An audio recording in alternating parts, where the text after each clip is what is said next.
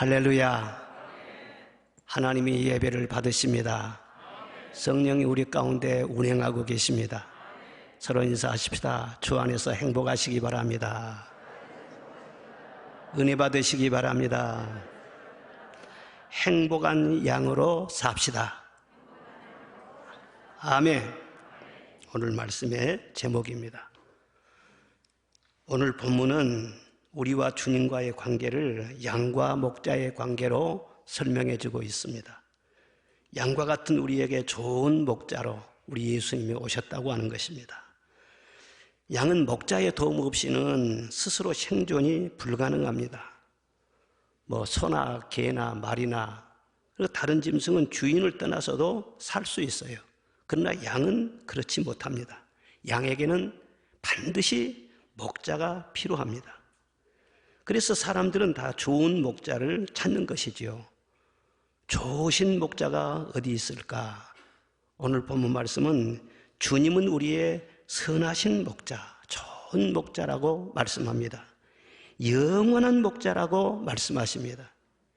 2000년 전이나 21세기에 사는 우리들에게나 저 갈릴리 촌 사람들에게나 오늘 도시의 현대인들에게나 주님은 온 인류의 유일한 목자시라 그렇게 말씀을 하십니다.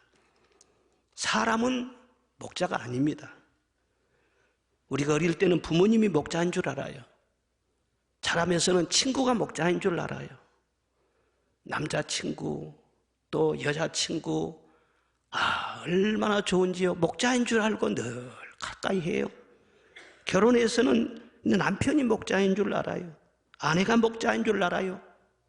나이가 좀 들어가면서는 아무래도 자식을 의지하게 되죠. 자식이 목자인 줄 알아요. 그런데 살아보면 그게 아니라는 것을 다 알게 됩니다. 어떤 사람은 돈이 목자인 줄 알고 돈은 나의 목자시니 내게 부족함이 없도다. 돈 노래를 부르지만은 돈으로 안 되는 일이 얼마나 많습니까? 어떤 지식이나 권력도 내 인생을 책임져주는 목자가 아닙니다. 내가 내 목자지. 내 인생을 누가 책임져줘? 내가 책임지고 살아야지. 그래서 내가 나의 목자인 줄 그렇게 알지만은 그것은 주제 파악이 안 된 자기 생각일 뿐이죠. 내가 내 마음대로 됩니까? 내 인생이라고 해서 내 마음도 내 건강도 내 미래도 내 생명도 그 어느 것도 내 마음대로 컨트롤할 수가 없어요. 그런데 사람들이 왜 심하게 스트레스를 받고 무거운 짐을 지고 살아가느냐? 하나님은 너는 양이야. 내가 목자야. 그렇게 말씀하고 있는데 내가 목자가 된다는, 내가 목자는 노릇을 한다는 거예요. 양의 행복과 안전과 형통이 어디에 있나? 좋은 목자를 만나는 그 길밖에는 없습니다. 우리 예수님은 좋으신 목자인 줄로 믿습니다. 그래서 우리에게 참 행복이 있는 것이죠. 그런데 우리 주님이 우리에게 바라시는 것은 이제 나를 만났으니 이제 내 안에서 행복한 양으로 살아라. 그것이 주님의 말씀인 것입니다. 행복한 양으로 살려면 오늘 첫째로 목자를 믿으라고 하는 것입니다. 믿어야 그의 양이 됩니다. 믿지 않으면 그와 나는 상관이 없습니다. 양의 행복과 축복과 형통이 어디에 있느냐? 다 목자에게서 오는 것이거든요. 그런데 목자를 믿어야만이 그 목자로부터 내게 흘러들어오지, 믿지 않아야 하면은 파이프가 막히는 것처럼 나하고 관계가 없게 되는 것입니다. 목자를 믿는 것이 양의 생명이요, 능력이요, 성공이라고 하는 것 분명히 우리 마음속에 새겨야 할 부분인 것입니다. 믿으면 굳게 서고, 믿으면 만가지의 복이 흘러들어오고, 믿으면 영광을 보게 된다 말씀하고 있는 것입니다. 특별히 요한복음에는 믿으라는 말씀이 많이 나와요. 누구를 믿어요? 나를 믿으라는 것입니다. 나를 믿는 자는 나의 하는 일을 저도 할 것이고 그보다 큰 일도 하게 될 것입니다. 나를 믿는 자는 죽어도 산다. 살아서 믿는 자는 영원히 죽지 아니하리라. 모든 인생에 얽혀진 열쇠가 다 믿음 안에 있다고 하는 것입니다. 그런데 우리가 예수님을 믿을 때 예수님이 누구신지 알아가면서 믿는 거, 그것이 신앙의 성숙인 것입니다. 그래서 예수님이 누구라고 하는 것을 스스로 소상하게 말씀을 해주셔요. 오늘 본문 말씀 보면은 우리 주님은 양의 문이라고 말씀하십니다. 양이 늘 통과하는 양의 문, 즉 구원의 문이요, 죄 사함의 문이요, 천국으로 들여보내는 영생의 문이라고 하는 것입니다. 이 세상에는 성공이나 인기나 출세의 문은 있을지 몰라도 그 문은 구원의 문은 아닌 것입니다. 다른 이로서는 구원을 얻을 수 없나니 천하인간의 구원을 얻을 만한 다른 이름을 우리에게 주신 일이 없다 말씀을 하십니다. 오직 예수님을 통해야만 구원을 받습니다. 영생을 얻습니다. 저는 이 말씀을 생각하면 가슴이 울렁거려요. 이 세상에서 우리가 아무리 오래 산다고 할지라도 앞으로 몇 년을 더 살겠습니까?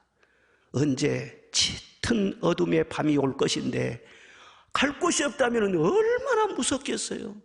그런데 우리는 저 천국 우리 주님께서 이 세상과 비교할 수 없는 새하늘과 새 땅을 준비해 놓으시고 문지기로 계시다가 우리가 가면은요 다 환영해 주시고 문 열어 주실 줄로 믿습니다. 천국에서 영원히 사는 것, 이것이 우리 궁극적인 소망이 아니겠어요? 또 오늘 말씀 보면은 양을 불러내신다 그렇게 말씀을 하십니다. 그가 자기 양의 이름을 각각 불러서 인도하여 내시느니라 말씀을 하세요. 우리 주님은 늘 우리를 부르십니다. 그리고 우리 기독교는 부르심의 종교인 것입니다. 다른 우상은 그렇지 않아요. 내가 아쉬우니까 신을 찾아가요. 내가 점치러 가요. 내가 귀신을 섬기러 가요. 그런데 하나님과 우리와의 만남은 내가 먼저가 아닙니다. 하나님이 먼저 나를 선택하시고 하나님이 먼저 은혜로 성령으로 부르시는 것이죠. 아브라함아, 야곱아, 마리아야, 삭개오야 부르셨습니다. 지금도 우리 모두 한 사람 한 사람을 다 하나님이 불러서 에클레시아 이 자리에 모이게 하신 것입니다. 스스로 자기 발로 온 사람이 없어요. 성령이 다 부르시고 감동하시니까 이 자리에 와서 예배를 드리고 하나님의 사랑과 은혜를 받고 이렇게 우리가 살아가고 있지 않습니까? 목자는 양의 이름을 부른다고 하는 것은요, 양을 다 안다는 거예요. 검둥이니 흰둥이니 뭐 전백이니 하나하나 이름을 다 알아서 그렇게 부르신다는, 얼마나 참 아름다운 이름인지 이 광경인지 모릅니다. 가끔 우리가 교회에 나와서 예배를 드릴 때 때로 외로우면 그런 생각을 할 때도 있습니다. 이 많은 사람들 가운데 하나님이 정말 나를 아실까? 내게 관심이 있으실까? 내 사정을 아실까? 그런 생각을 하기가 쉬워요.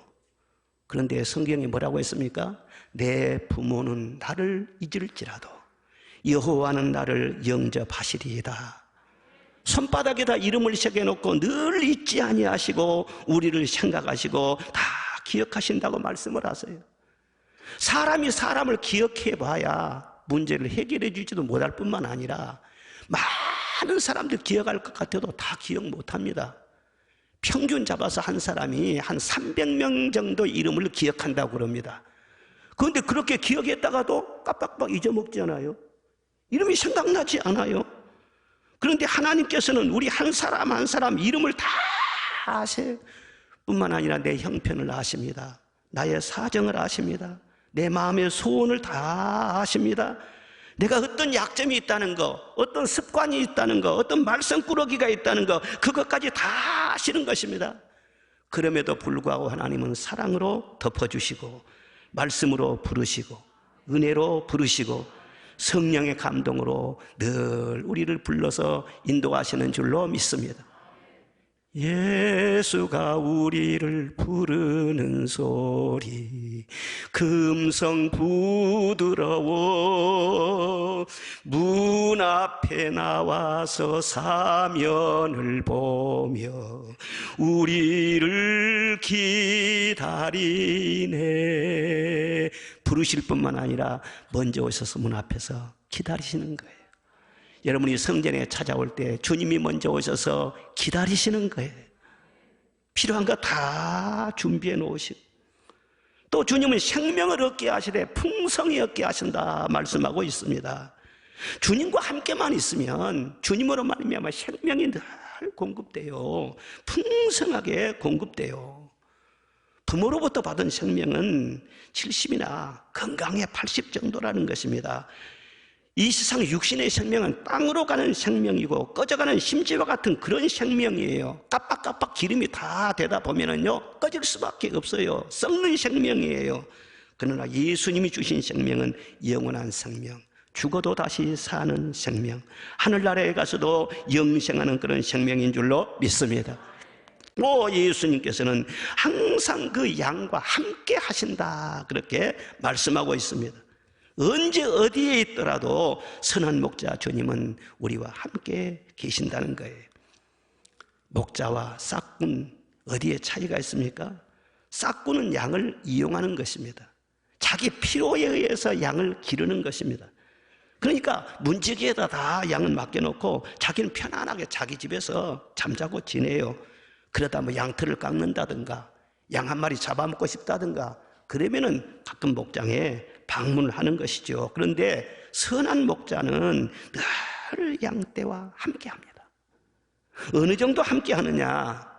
이 이스라엘에 이 목가적인 풍경이 있어요. 오래전부터 전래되어 온 풍경이 있어요.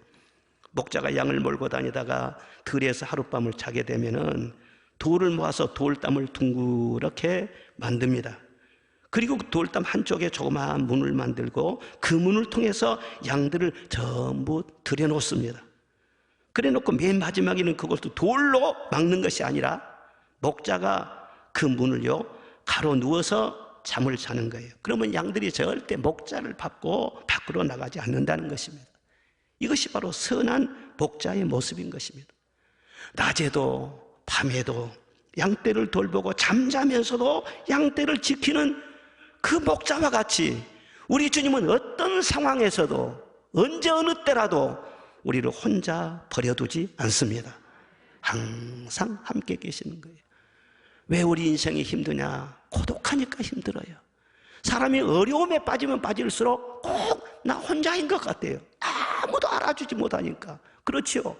내 형님이, 내 동생이, 내 친정 부모님이 내가 지금 어려운 짐을 지고 있는 것을 어떻게 다 압니까? 모르지요. 그러나 주님은 아십니다. 주님이 내 짐을 대신 담당하여 주실 줄로 믿습니다.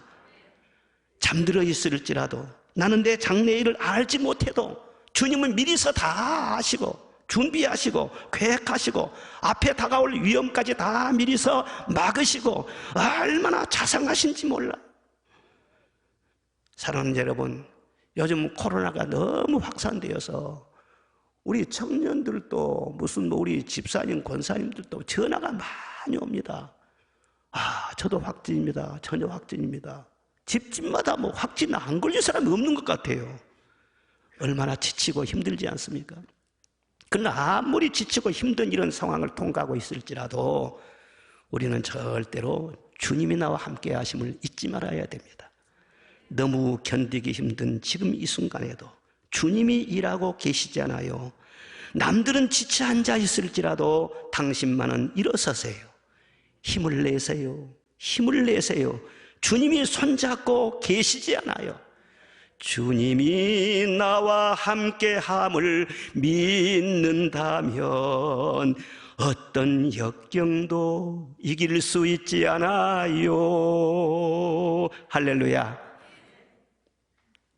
이스라엘에 가면 2차 대전 때 희생당한 600만 명의 유대인들을 추모하는 기념관이 있습니다. 저도 성지순례 가서 한번 다녀왔습니다. 그런데 그 기념관 마당에 조그마한 동상이 서 있어요. 폴란드 여자 선생님의 동상입니다. 당시 유대인들이 폴란드에서만 300만 명이 학살을 당했습니다. 특히 어린 학생들이 많이 희생을 당했어요. 학교에서 유대인들을 가슴에다가 노란 다윗의 별을 달게 했다고 그럽니다. 유대인이라고는 표로 강제로 달게 한 거예요. 그렇게 별을 달고 있는 아이들과 다른 폴란드 아이들이 함께 공부를 하는데 독일군이 총을 들고 학교에 들이닥쳤습니다.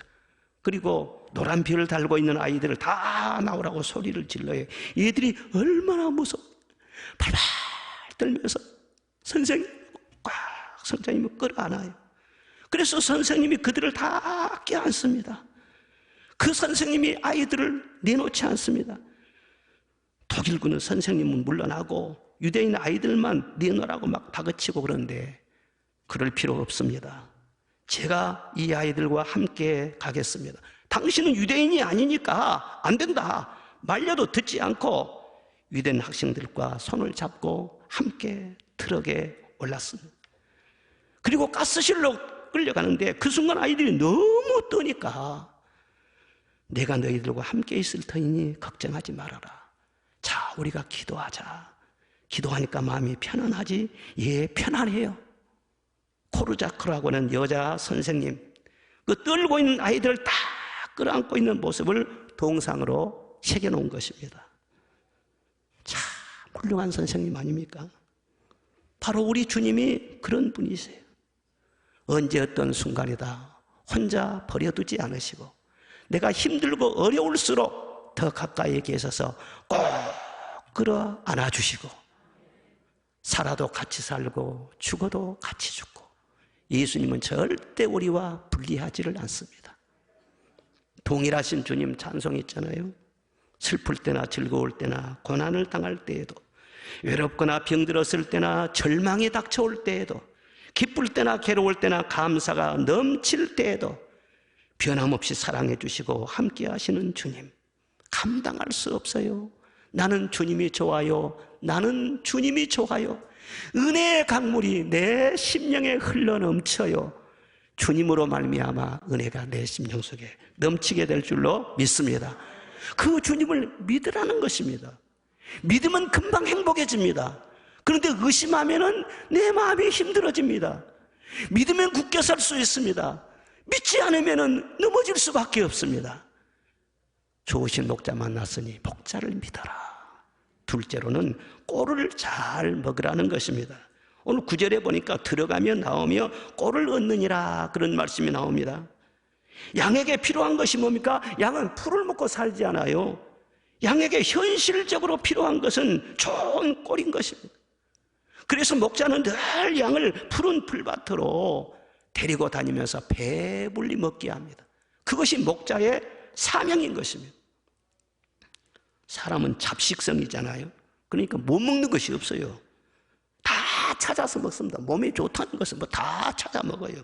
군뱅이도 먹고 개구리도 먹고 뱀도 잡아먹고 곤충도 잡아먹고 저 캄보디아 가니까는요 그냥 굼실굼실 벌레 그런 곤충 그런 것들을 튀겨서 말이죠 팔고 그렇더라고. 하여튼 건강에 좋다는 것은 다 먹고 그러는데 양은 그렇지 않습니다. 오로지 풀만 먹습니다. 풀 먹고 물 마시고 그게 전부입니다. 그런데도 보세요. 풀만 잘 먹으면은요 아주 잘 자랍니다. 건강합니다. 새끼들도 많이 낳습니다. 털도 잘 자랍니다. 저 뉴질랜드 가면은 인구수보다도 양수가 훨씬 많다고 그럽니다.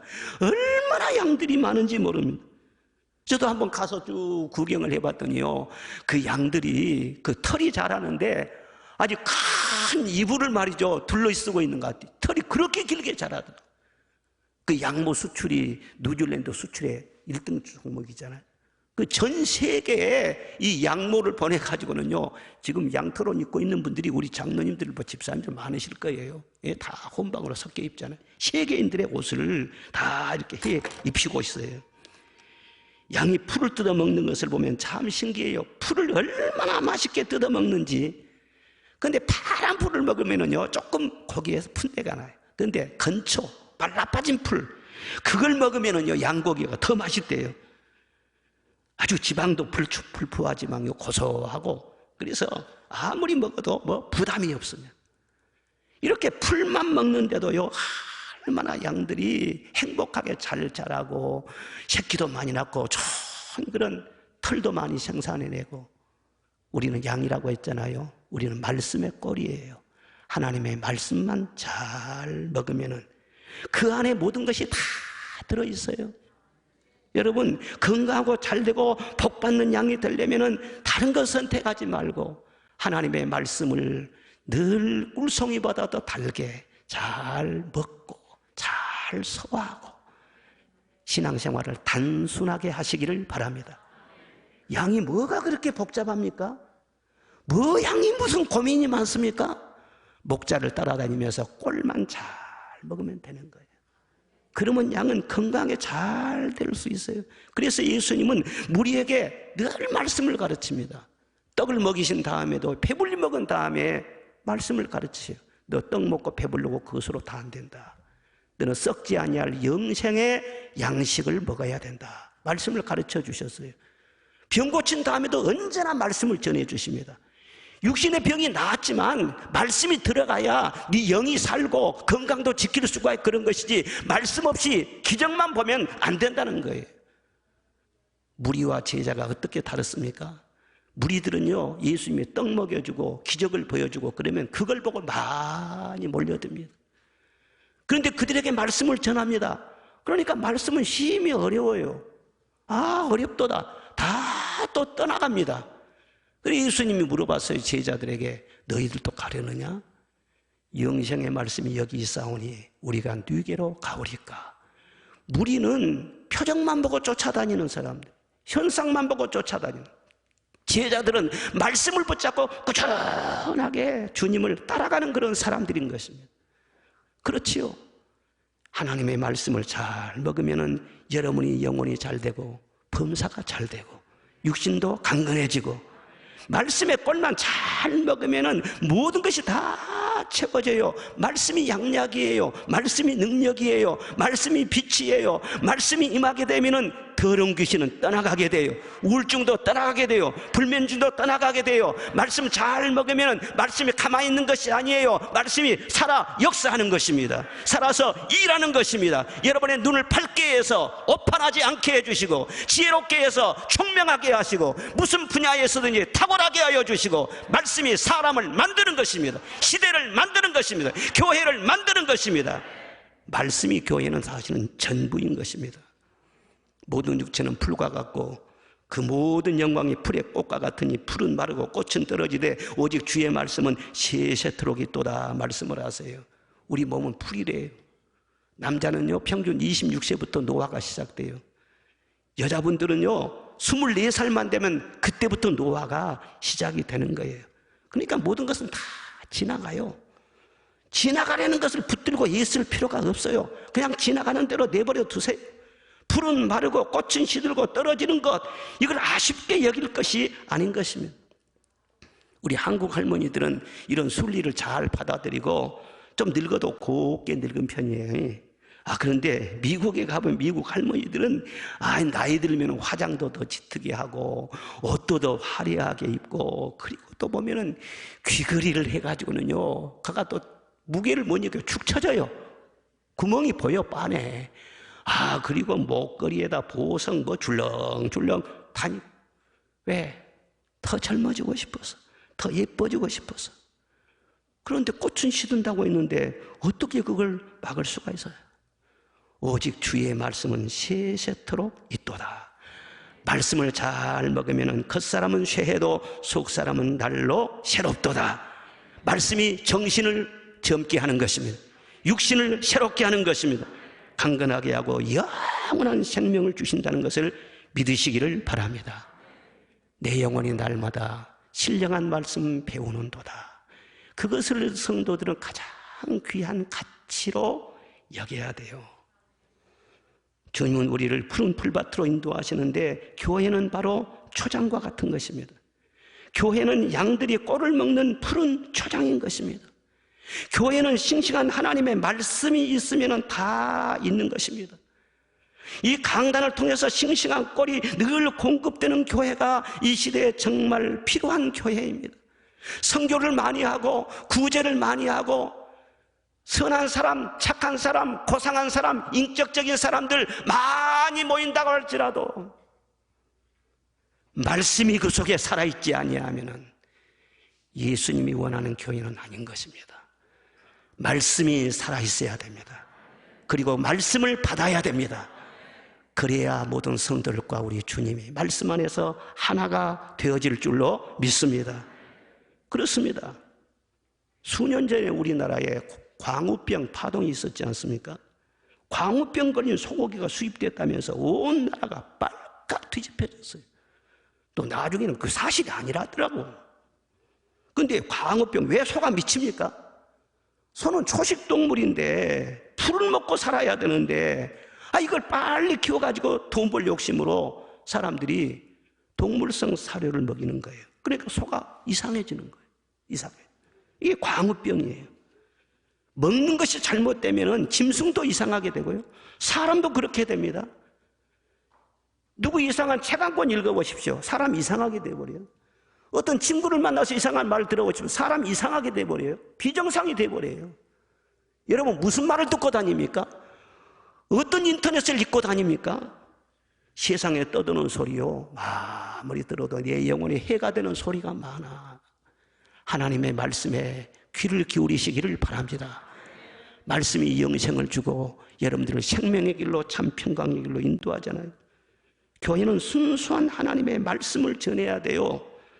에스겔 34장 18절에 너희가 좋은 꼴을 먹이는 것을 작은 일로 여기느냐, 어찌하여 남은 꼴을 발로 밟았느냐, 너희가 맑은 물을 마시는 것을 작은 일로 여기느냐, 어찌하여 남은 물을 발로 더럽혔느냐. 그래서요, 말씀이 오염됐다는 거예요. 이스라엘 목자들이 많이 있었어요. 그런데도 말씀을 제대로 전해주지 아니하고 오염된 그런 말을 전해주니까 백성들이 그것을 먹었더니 신앙이 흐트러져 가지고 우상숭배를 하고 세속주의로 흐르고 윤리적으로 타락하고, 그래 그 죄가 쌓여갖고 나라가 멸망당했지 않습니까? 그럼 나라를 어떻게 회복합니까? 에스겔 34장 15절에 내가 친히 내 양의 목자가 되어 그 잃어버린 자를 내가 찾으며 쫓기는 자를 내가 돌아오게 하며 상한 자를 내가 싸매주며 병든 자를 내가 강하게 하려니와 살진 자와 강한 자는 내가 없애고 정의대로 그것을 먹이리라 말씀이었어요. 내가 친히 목자가 되어야 되겠다. 그래서 예수님이 친히 육신을 입으시고 이 세상에 오신 것 아니겠어요? 그래서 예수님이 내가 목자다. 그동안 많이 실망했지, 목자 잘못 만나서 많이 고생했지, 사람들은 싹군이야, 절도요, 강도야. 내가 참 목자야. 그리고 지금 이 교회 시대에는 성령을 부어주셔서 하나님 마음에 합한 자를 목자로 세워서 이런 양을 찾게 하고 병든 양을 싸매게 하고 좋은 꼴을 먹여서 하나님께로 잘 인도하게 하는 그런 일을 하게 하시는 줄로 믿습니다. 여러분, 교회에 와서 말이죠, 참 다른 것을 요구하면 안 돼요. 교회 위기는 뭔 위기냐? 말씀의 위기예요. 말씀이 변질되면 교회가 건강치를 못하는 거예요. 하나님 말씀을 액면 그대로 가감없이 전해야 되는데 혼잡하고 변질된 말씀, 인본주의에, 종교다원주의에, 도덕과 인권과 세상의 기준으로 보는 정의감, 이런 것을 전하니 영들이 살아서 움직이지를 못하는 거예요. 그러니까 교회가 영적으로 점점 허약해져서 병들고 무너지는 거예요. 우리 교회는 정말 영적으로 변질되지 아니하고 늘 싱싱하고 좋은 말씀의 꼴이 흘러넘치시기를 바랍니다. 우리 모든 성도를 또 교회 다니면서 다른 은혜를 구하지 마세요. 교회 다니면서 요구사항이 많아지면 벌써 초점이 놓친 거예요. 말씀이면 좋게요. 그 속에 모든 것 다 들어있어요. 미국에 어느 목사님이 젊어서 목회를 시작했는데 이런 활동 저런 프로그램 다 해가지고 교회를 막 개척을 해서 하는데 안 되는 거예요. 빚도 갚을 수가 없고 도저히 안 돼. 그래서 하는 수 없이 교회 문을 닫고, 그분이 목수 직업을 갖고 있었는데 옛날 목수로 돌아갔어요. 그러면서 또 목사님이라 전혀 또 뭐 설교를 안 할 수는 없고 예배도 안 드리니까 그 가까이 있는 사람들 모여놓고 그냥 쉬는 시간에 성경을 그대로 가르치는 거예요. 읽고 가르치는 거예요. 그런데 이분들이 뜻밖의 은혜를 받아요. 그리고 자꾸 소문이 나가지고는요, 사람들이 자꾸 찾아와요. 그렇게 계속해서 또 성경 공부를 했더니 나중에는 목수를 못할 정도로 사람들이 자꾸 몰려와요. 그렇게 해서 세워진 교회가 갈보리 채플, 척 스미스 목사님 얘기예요. 그 교회가 얼마나 붕대가지고 그 제자들이 계속 그런 식으로 말씀만을 가르쳐. 그 교회는요, 갈보리 채플은요, 대학교 이상 나오는 그런 학생들은 갈보리 채플 바이블 칼레지에 못 들어갑니다. 고등학교만 나와야 돼요. 벌써 대학교 다니면은 세상 물을 많이 먹어버려. 지식을 많이 먹어버리기 때문에 세상 지식으로 말씀을 난도질해버린다는, 안 된다는 거예요. 고등학교 막 나온 애들, 교회에서 쭉 자란 애들, 그 애들만 말씀을 가르쳐요. 그래가지고 그들이 나가서 미국의 10대 교회를 이룬 거예요. 갈보리 체프, 유명한 교회죠. 사랑하는 여러분, 주님의 교회의 본질을 잘 알아야 됩니다. 좋은 시설이 있고 많은 사람들이 모이고 좋은 프로그램이 있고 수준 높은 찬양대가 있고 좋아요. 그러나 교회는 말씀이면 족합니다. 교회 와서 여러 가지 요구하지 마세요. 말씀 받고 여러분의 영육이 잘 되시기를 주의 이름으로 축원합니다. 그리고 마지막 세 번째로 목자를 믿고 따르라고 하는 것입니다. 양은 스스로 꼴을 찾지도 못해요. 물이 어디 있는지도 몰라요. 유대 나라에는 지형이 험하고 가파른 산도 많고 그러기 때문에 어디에 절벽이 있는지도 모르고 돌아다니다 어디 가시던 물이 있을지도 모르고, 또 사람은 짐승들이 자꾸 막 나와요. 어느 짐승에게 찢겨서 밥이 될지도 모르고. 그래서 목자는 잠시도 눈을 떼지 못하고 늘 딸랑딸랑 방울소리를 내면서 양들을 인도하는 것입니다. 그러면은 그 목자를 따라다녀야죠. 한눈 팔 필요가 있어요. 목자가 인도하면 따라다녀야지. 엉뚱하게 말해요. 다른 데로 돌아다니고 그러다가 절벽에 떨어지고 어디 가시던 물에 다 그냥 막 찢기고 그럼 되겠어요? 목자가 인도하는 대로 따라가라 하는 거죠. 따라가라. 우리 인생도 참 우리가 길을 잘 가야 됩니다. 길을 잘못 들면 고생입니다. 중요한 그런 시점에서 판단을 잘못해버리면 엄청난 손실을 입습니다. 그 중요한 때 누구의 인도를 받아야 되겠습니까?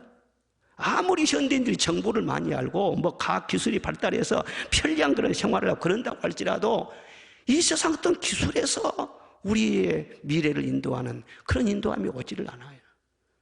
지난주에 다녀가신 박조준 목사님, 저한테 자랑을 하시더라고요. 제가 제네시스 차를 타고 다니는데, 제네시스 차가 독일 BMW보다 훨씬 좋아요. 아니, 여기서 말이죠. 딱 내비게이션에다가 딱 이렇게 집을 딱 치고 가면은요, 지가 알아서 말이죠. 다 이렇게 속도도 조절하고 카메라 있으면 속도도 줄이고 앞에 있는 차가 있으면은요, 딱 멈추기도 하고는요, 전부 다 그냥 내비 따라서 핸들로 3만 올려놓고 있으면 저절 움직인다는, 그러니까 정말 운전하기도 편하고 즐겁대요. 반자율이래요. 반자율. 그렇게 세상이 편리하고 좋아졌어요. 그런데 우리의 고민이 무엇이냐? 아무리 발달해도 인생길은 모르는 거예요. 어떻게 해야 될지, 자녀들 문제를 어떻게 판단해야 될지, 어느 길로 가야 될지, 투자자들은 어느 종목에다 투자를 해야 될지 몰라요. 그러니까 답답한 거예요. 아무리 자료를 검색해봐도 확실한 답이 없어요. 누구 말을 들어야 돼요? 누구 말을 들어야 돼요? 내 인생 중요한 문제를.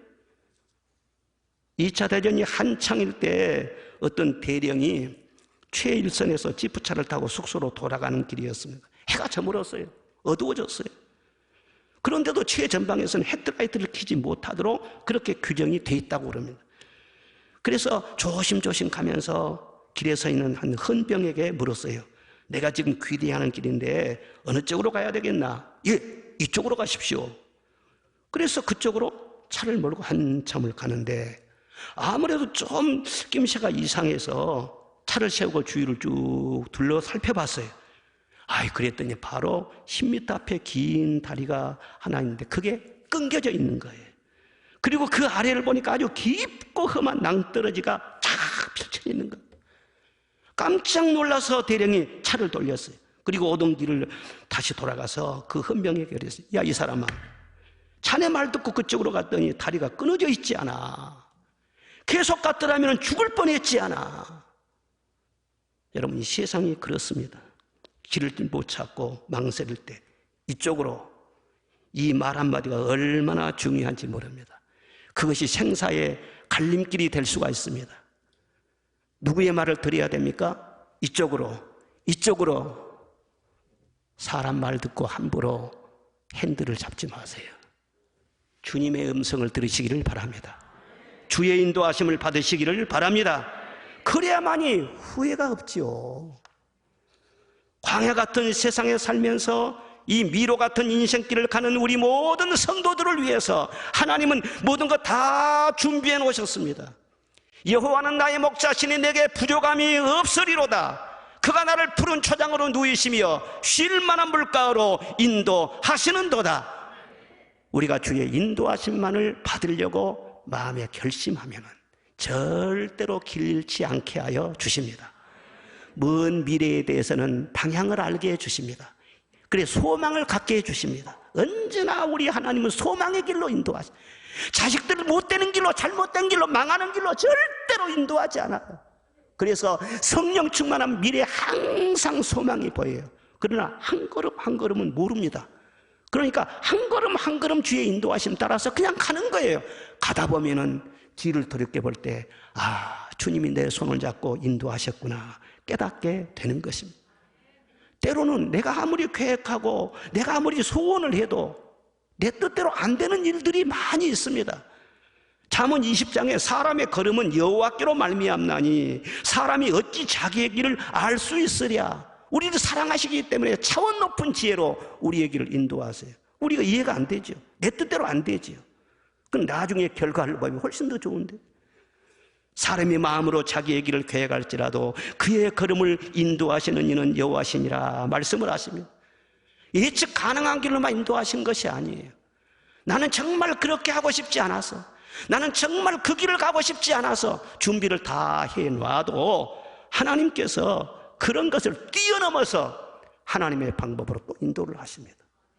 그래서 우리 지혜는 아무것도 아닌 것처럼 만들어 보시고 결국은 하나님의 지혜와 하나님의 판단과 하나님의 인도하심만이 보배로웠다는 것을 증거하시는 것입니다.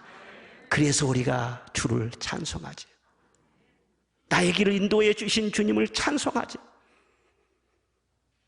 하나님 한 번도 나를 실망시킨 적 없으시고 언제나 공평과 은혜로 나를 인도하네. 지내온 모든 세월들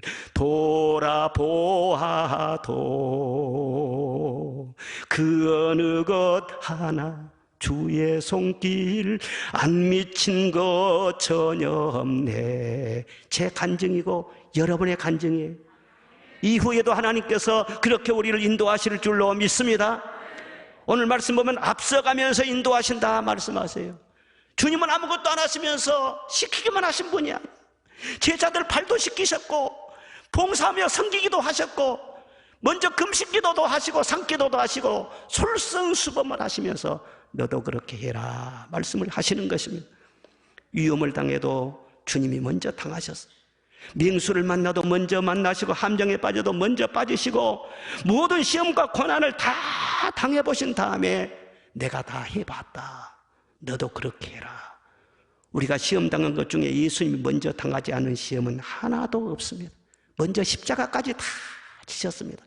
그러므로 너도 자기 십자가를 지고 나를 따르라 말씀을 하시는 것입니다. 그래서 우리는 주님의 그 사랑을 믿기 때문에 그 다음이 있다는 것을 믿기 때문에 우리가 주님을 따라간 거 아니겠어요? 그 사람이 주님의 양입니다. 아무리 주님께서 인도를 하시고 해도 주님 따로 나 따로 큰 주님이 행복한 양이 될 수가 없어요. 고생이에요. 육신의 생각은 사망이에요. 영의 생각은 생명과 평안이라고 했어요. 양의 불행과 양의 고통이 어디서 옵니까? 주님이 다 인도하시는데도 내 육신의 생각으로 자꾸 움직이는 거예요. 육신에 있는 자는 하나님을 기쁘시게 할 수 없다고 말씀하셨어요. 육신의 생각은 하나님과 원수가 된다고 말씀을 하셨어요. 우리가 똑같이 함께 예배를 드리고 신앙생활을 하는 것 같고 똑같이 하나님의 말씀을 받는 것 같아도 두 마음이 여러분 속에 있어요. 어느 길을 갈 것인가 하는 것은 여러분이 결정하는 거예요. 내 육신의 생각을 내려놓고 영의 생각을 따르시기를 바랍니다. 누가 하나님의 자녀예요? 로마서 8장 14절 무릇 하나님의 영으로 인도함을 받은 그 사람은 곧 하나님의 아들이라. 할렐루야. 그에게 생명과 평안이 있을 줄로 믿습니다. 요즘 세상 보면은요 예수님 믿는 사람들 때문에 복잡해요. 다 믿는 사람들 때문에 사고를 쳐요. 러시아가 우크라이나가 두 나라 다 기독교 국가입니다. 히랍 정교회 기독교 국가에 푸틴 성경 말씀을 줄줄줄줄 외웁니다. 어느 사람들이 어떻게 그렇게 광란을 내 전쟁을 일으킵니까? 어떻게 그렇게 많은 사람을 죽이는 그런 끔찍한 일을 합니까? 예수님 따로 나 따로예요. 말씀은 말씀이고 목자의 인도는 목자의 인도함이고 목자의 인도를 따르지 않는 거예요. 그러니까 기독교 국가라고 하면서 그런 끔찍한 죄를 범하는 것이죠. 신앙생활 정신 차려서 해야 됩니다. 내가 예수님 믿어주는 것이 아니에요. 배부르지 않아야 돼요. 항상 가난한 심정으로 주의 말씀을 받고 내 인생이 얼마나 소중한데 함부로 뻥뻥하니 그렇게 할 것이 아니에요. 세밀하게 주의 인도하심 따라 그렇게 나가면 정말 여러분 평안합니다. 잘 됩니다. 후회가 없습니다. 그게 바로 진정한 주님의 양이에요. 그리고 가는 과정 속에서도 행복한 양이 되는 거예요. 믿음이 성숙한 사람은요 긴 말을 하지도 않습니다. 왜 이리 인도합니까? 왜 저리 가라고 합니까? 왜 하필이면 이 골짜기입니까? 그런 말을 하지도 않아요. 경험을 해보면 힘든 것 같아도 이 언덕을 넘어서면 저기 푸른 초장이 나타납니다. 깊은 골짜기 같아도 거기를 통과하다 보면 맑은 물이 거기에 있습니다. 하나님의 인도하심을 따라서 지체하지 아니하고 갈등하지 아니하고 따라만 가다 보면 모든 것을 준비하시고 예비하시고 기다리시는 하나님의 손길을 경험하게 될 줄로 믿습니다. 아브라함은 적어도 100년 동안 그렇게 하나님을 따랐습니다. 떠나라면 떠나고 보내라면 보내고 바치라면 바치고 도저히 현실적으로는 그렇지 않는데 하나님이 하늘의 별과 같이 너의 자손을 많게 해주리라.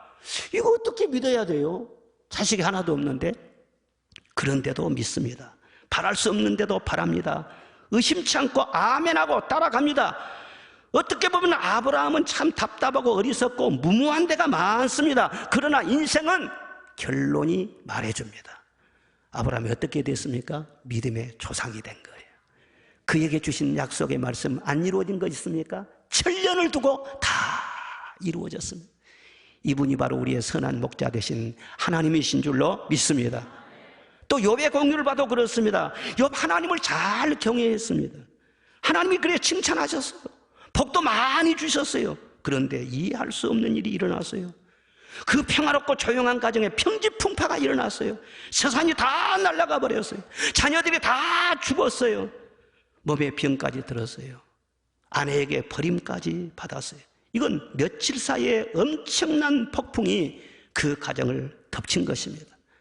그 배후에는 사탄이 있었습니다. 그러나 그 사탄의 배후에 하나님이 계셨습니다. 사랑의 하나님이 왜 이런 시험을 허락하셨을까? 도저히 이해가 안 됩니다. 욥이 겉옷을 찢고 땅에 엎드려 하나님께 예배하면서 한마디 합니다. 내가 모태에서 알몸으로 나와 싸운즉 또한 알몸이 돌아갈지어라. 주신 이도 여호와시요 거두어 가신 이도 여호와시오니 여호와의 이름이 찬송을 받으실지니이다. 그리고 이 모든 일에 욥이 입술로 범죄하지 아니하고 하나님을 향하여 원망하지 아니하였더라 그랬습니다. 결과가 어떻게 됐습니까? 아무리 심한 그런 폭풍 같은 고난일지라도 지나갔어요. 그리고 그 불같은 시험을 통해서 욥의 믿음은 순금처럼 아름다워졌어요. 그리고 건강도 회복이 됐어요. 거기다 회충까지 해가지고 10남매를 그 후로 더 낳았습니다. 재산은 배로 불어났습니다. 욥을 비웃고 멸시했던 수많은 사람들이 앞다투어서 인터넷에다 올립니다. 욥 하면서 막 욥이 훌륭하다고 또 올려요. 다른 많은 사람들이 보석을 가지고 와서 욥에게 선물을 주면서 우리가 잘못했다고. 결과가 좋으니까 사람들이 다 몰려와서 그 앞에서 말이죠, 칭찬하고 종기를 돌려드리고. 사랑하는 여러분, 내가 원치 않은 길로 인도함을 받는 것 같아도 차원 높은 목자의 지혜가 있다는 것을 믿으시기를 바랍니다. 우리 주님은요, 양을 어떻게 해야 위하는 것인지를 잘 아는 거예요. 그리고 고집 부리면은요, 그쪽 가라면 해롭다, 이쪽으로 와라. 이쪽으로 계신 너에게 이롭다. 목자는 그걸 다 알기 때문에 때로는 연단도 시키고 때로는 실패도 겪고 그렇게 하면서까지 다 우리를 인도하십니다. 그러나 의인의 고난은 절대로 끝이 아닌 것입니다. 십자가 후에 부활이 있는 것처럼 고난 뒤에 영광이 있고 해산의 고통 후에 큰 기쁨이 온다는 것을 잊지 마시기를 바랍니다. 목자를 만나는 것이 큰 복입니다. 꼴을 잘 먹는 것이 큰 복입니다. 그러나 그 목자를 따라가는 그 양이 진짜 행복한 양인 것을 믿으시기를 바랍니다. 주님 왜 이래요? 왜 이래요? 너무 따지고 물을 것 없어요. 저 길로 가지 마세요. 한눈 팔지도 마세요. 더 이상 아무 말도 하지 말고 그저 주님께서 인도하시는 길이라면 아멘 하고 범사에 감사하면서 조용히 따르시기를 바랍니다. 그러다 보면 이후에는 알리라. 다 주님이 밝혀주십니다. 우리는 주님의 양입니다. 행복한 양 되시기를 주의 이름으로 축복합니다. 기도하십시다.